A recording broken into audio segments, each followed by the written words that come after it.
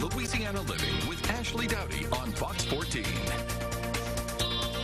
And I'm back with local author Edna Matthews here every Friday with our tip to be encouraged and to be inspired as well. Edna, always great to have you. You look beautiful today.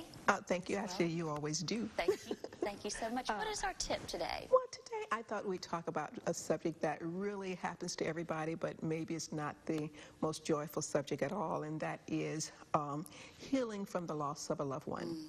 And, you know, we all need to be encouraged, and so I consider this more kind of an encouragement when we go through probably that most devastating time of our lives when we're just absolutely lost, when we lose loved ones. And so actually the tip is based upon the Serenity Prayer, and that is to accept that process of learning to accept that thing that we cannot change. And so oftentimes we look externally for others to be there for us and to help to support us through that process. And very often people just don't know what to do. They don't know what to say. And we always say, all of us have probably said, I just don't know what to say. I don't know what to do. Yeah. And so we have to begin to start that process with the resources that we have, and that is from within inside. And then that starts with accepting that thing that we cannot change, and oftentimes that acceptance is starting to begin to live one day at a time.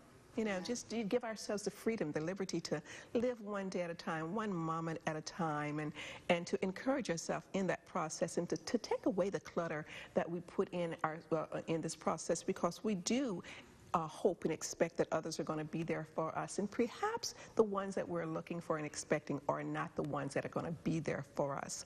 And so accept the ones that show up. Accept the people who are really, and that's going to be a small group, but accept the ones who are going to show up.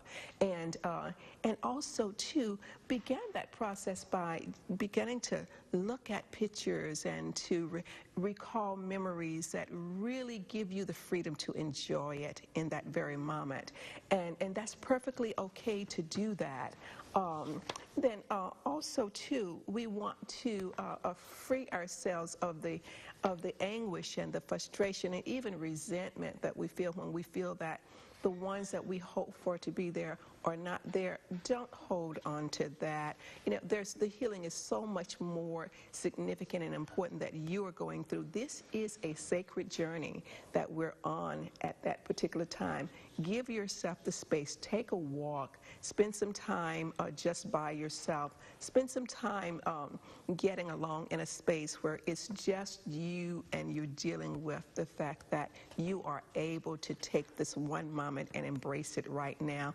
And then have the courage to accept that this thing. Have the courage to accept that right now it's not what I want.